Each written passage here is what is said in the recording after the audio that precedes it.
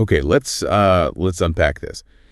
If you're a permanent makeup artist, well, your portfolio is basically your superpower, right? For getting new clients. But doing amazing work, that's like only half the battle. You also have to showcase it. Exactly.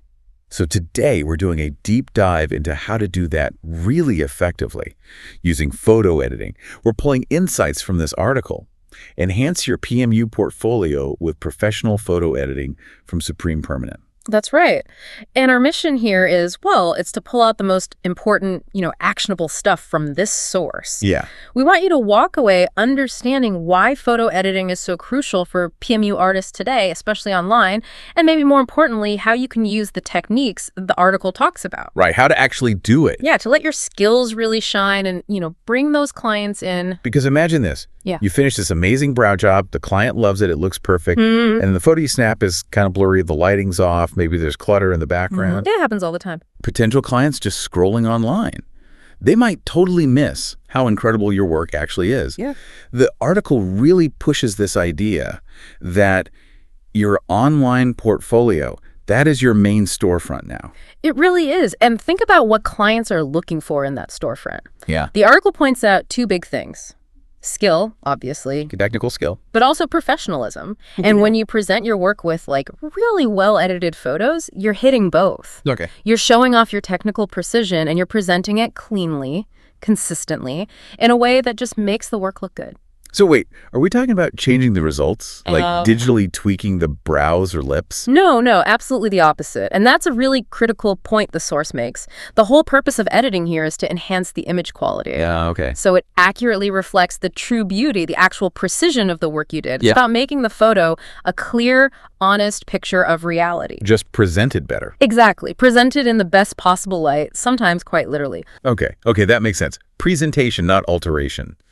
So what are some of the big ways the article says editing helps with that presentation? Well, one of the biggest benefits they talk about is consistency. When all your portfolio photos have a similar look, a similar feel, it just makes your whole body of work seem way more polished, professional. Yeah, like flipping through a curated magazine versus, a random shoebox of photos. Exactly that. And another huge one is correct face positioning. Yeah, you mentioned that. The article really stresses this. Centering the client's face, making sure the treated area, brows, lips, eyeliner, is super clear, super visible. Right. It just guides the viewer's eye instantly to your skill. They don't have to search for it. Puts your best work right up front visually. Precisely. And tied to that is eliminating distractions, cropping out busy backgrounds, removing little things that don't need to be there.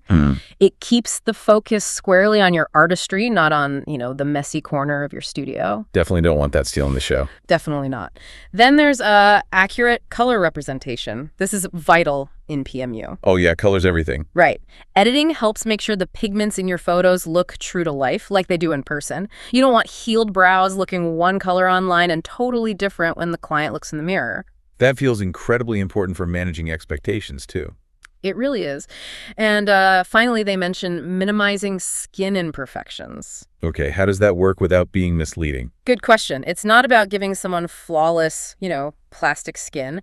It's more about gently reducing temporary things like redness, Right. maybe a small blemish right around the area you worked on. Temporary stuff. Yeah, so those little things don't pull focus from the amazing PMU work itself. It's especially key for places like Instagram, where that visual cleanliness is just, expected. Okay, so the why is pretty compelling. It really impacts how professional you look, how well you attract clients. The article then gets practical, right? Gives a sort of guide on how to do the editing. Where does it say to start? It all starts, the source really emphasizes this, with the image itself. Step one is basically start with high-quality raw images. Right. You just can't fix a fundamentally bad photo with editing.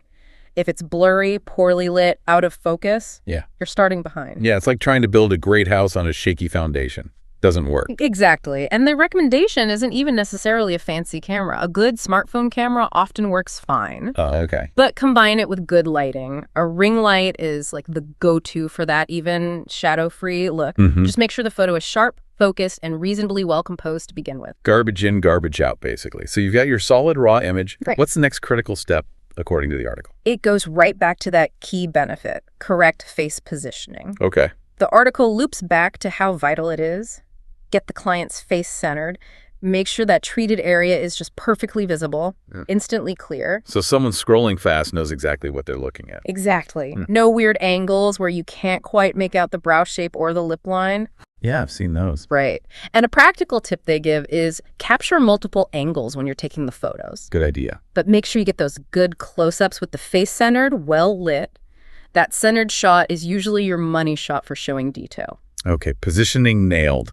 What are the first actual edits it suggests? Start basic. Cropping and straightening. That's step 3. Right. First, crop out anything distracting in the background. Just visually declutter the image. So you can clean it up. Yep, and then straighten it. Make sure the face, the treated area, it's all lined up nicely in the frame. It seems simple, but it makes a huge difference in how balanced and professional it feels. But the tip here is, focus the crop on the treated area, but don't crop so tight you lose all context of the face. You still want to see who the work is on. Okay, structure, composition handled. Then it moves on to light, right? Yeah. Refining the lighting. That's step 4. Lighting and exposure adjustments. Even if your initial lighting was pretty good. Which it should be. Which it should be, yes. But small tweaks in software can really boost clarity, make the details pop. Adjusting brightness, contrast, maybe lifting the shadow slightly can really define those hair strokes or that lip border. But there's a risk of overdoing it here, I imagine? Huge risk. And the source is very clear. Don't over-edit. Okay. The goal is natural enhancement. You don't want it looking artificial or super processed. You want the adjustments to make the results clearer, more visible, not actually change how they look. Got it. Tools like Adobe Lightroom are great for this, but even basic mobile apps usually have easy sliders for brightness and contrast. Okay. Now, the step I think people might find tricky or maybe misuse, retouching skin imperfections. Step 5. Yeah, this is where you need discipline. The article's point is very specific. Minimize distracting things like temporary redness or small blemishes right around the work. Only around the work. Yes.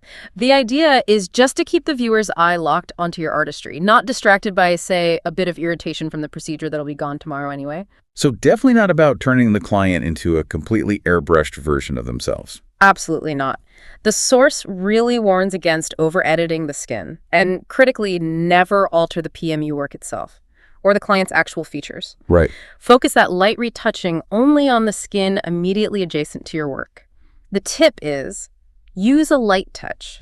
Just enough to smooth slightly, maybe reduce redness, but keep the skin texture looking real.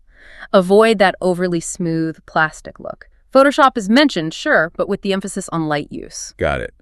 Targeted, subtle cleanup. Okay, and the final step to pull it all together. Step 6. Consistent filters and presentation. The overall look and feel. Exactly. Applying a consistent filter or maybe a preset across all your portfolio images. This is what creates that uniform, really polished brand look we talked about earlier. Like having a signature style for your photos. Totally. And the tip here is choose subtle filters, natural-looking ones. You want something that enhances, creates cohesion, but doesn't overpower or distort the actual look of your PMU work. A consistent color palette just makes the whole portfolio feel organized, professional. It looks intentional. It's really clear how applying the steps makes each photo better. But the article puts a big emphasis on before and afters.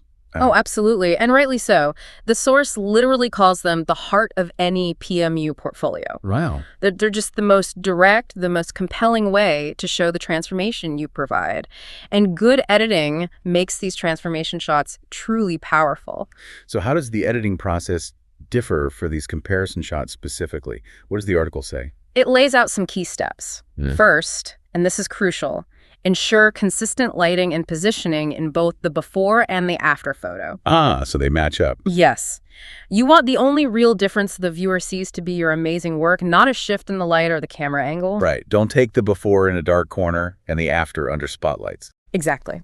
Second, edit both images together if you can, or at least apply the same adjustments to both. Why is that? For color consistency.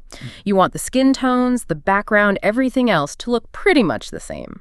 That way, the focus is purely on the change you made, the brows, the lips, the liner. And make it easy for people to actually see the change, I guess. Absolutely. Use side-by-side layouts, split screen effects, make the comparison totally effortless.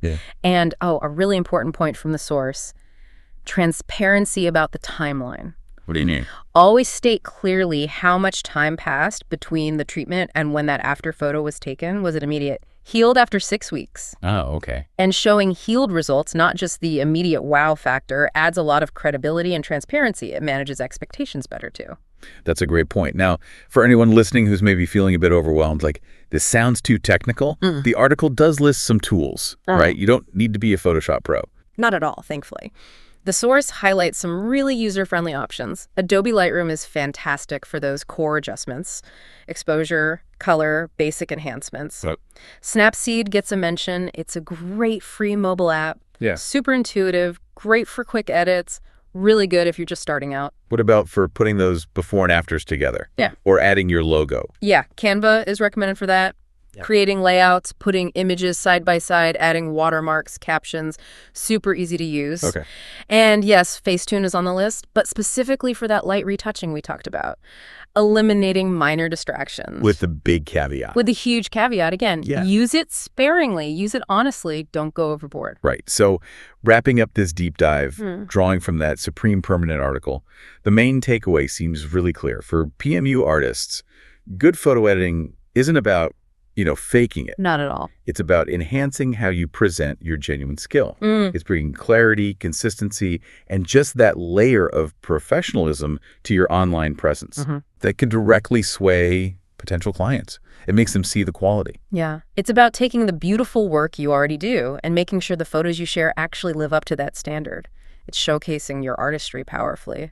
And, when you think about how much these seemingly small details in presentation can really shift the perception of quality. It makes you wonder, doesn't it? Where else, maybe not just in PMU, but in any skilled craft or project, could improving how you show or present the work have almost as much impact as the work itself? Something to think about.